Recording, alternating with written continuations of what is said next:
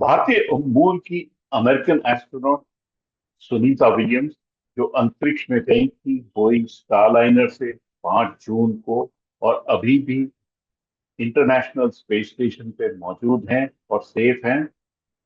अब जिस स्पेसक्राफ्ट से वो अंतरिक्ष में गई थी, जिसका नाम बोइंग स्टारलाइनर है, अब वो बोइंग स्टारलाइनर आज वापस लौटेगा इंटरनेशनल स्पेस स्टेशन से, लेकिन एस्ट्रोनॉट्स के बगैर लौटेगा।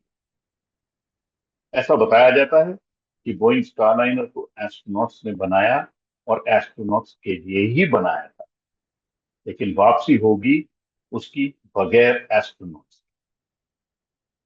तो अंतरिक्ष यात्री एस्ट्रोनॉट सुनीता विलियम्स और बुच विल्मोर अब फरवरी 2025 में स्पेसएक्स के क्रू ड्रैगन द्वारा अंतरिक्ष से वापस धरती पे लाए जाए।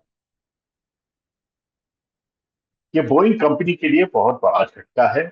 उसके एविएशन बिजनेस में ऑलरेडी उसको झटका लगा हुआ है, लेकिन ये बोइंग स्टारलाइनर पे, जिसमें उसने $5 बिलियन से ज्यादा खर्च किए हैं, उसमें भी ये झटका लगा है। तो कहीं ना कहीं ये सदमा जो है बोइंग के लिए बहुत बड़ा है।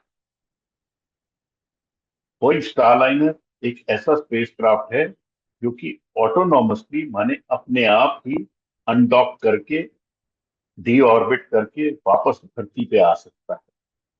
ये उसकी काबिलियत पहले भी टेस्ट हुई है, और इस बारी फिर उसी ऑटोनॉमस मोड में वो धरती पे वापस लाया जाए। नासा ने बताया कि बोइंग और नासा ऑफिशियल्स के बीच में जो मीटिंग हुई थी, उसमें बहुत तनाव था, जिसमें कि ये डिसीजन लिया गया कि अब ये एस्ट्रोनॉट बुच विल्मोर और एस्ट्रोनॉट सुनीता विलियम्स 8 महीने तक अंतरिक्ष में रहने के बाद स्पेस एक्स क्रू ड्रैगन से लौटेंगे, ना कि बोइंग स्टारलाइनर।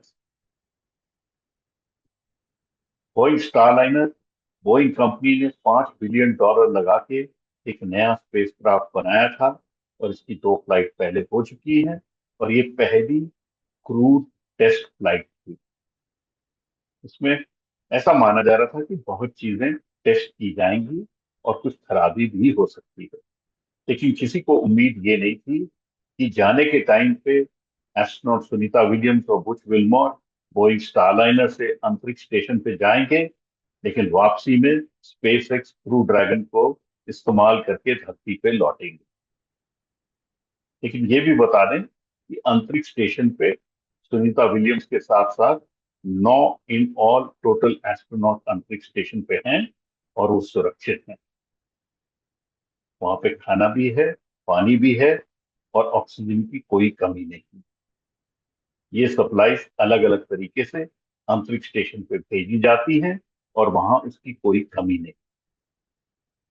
लेकिन एक्सपर्ट्स का मानना है कि इस तरह से स्पेसक्राफ्ट जो स्विच हुआ है बोइंग स्टारलाइनर से जाने के लिए और वापसी में स्पेस क्रू ड्रैगन से, ये एक बड़ा जोखिम भरा काम है। लेकिन कहीं ना कहीं नासा के ऑफिशियल जो थे, वो झटका नहीं लेना चाहते थे, कोई रिस्क नहीं लेना चाहते थे कि ये जो बोइंग स्टारलाइनर है जिसमें कुछ परेशानियां आई हैं, उसमें हीलियम लीक हुए, कुछ थ्रस्टर काम नहीं किए, कि उस पे बैठा के दोनों एस्ट्रोनॉट को वापस धरती पे लाया गया।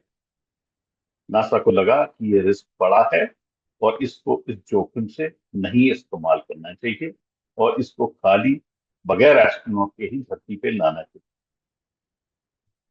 तो अब देखने वाली बात है कि बोइंग स्टारलाइनर अपना काम ऑटोनॉमसली करता है और किस सक्षमता से करता है। अनडॉक होने के बाद 6 घंटे के भीतर ही वो अमेरिका की धरती पे लैंड करेगा, और उसके बाद ही पता लगेगा कि बोइंग स्टारलाइनर ने अपना ऑटोनॉमसली काम पूरा किया है। नासा का मानना है कि बोइंग आने वाले टाइम में इसमें सुधार करेगा, इसमें जो त्रुटियां हैं वो ठीक करेगा, और इसको वापस अंतरिक्ष में भेजा जाए।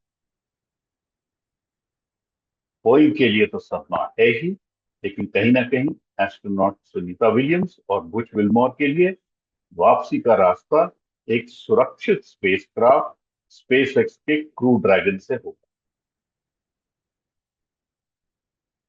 नासा ने ये बड़ा कदम दिया, और इसके कारण 8 दिन का जो मिशन था एस्ट्रोनॉट सुनीता विलियम्स का, वो 8 महीने में कन्वर्ट हुआ।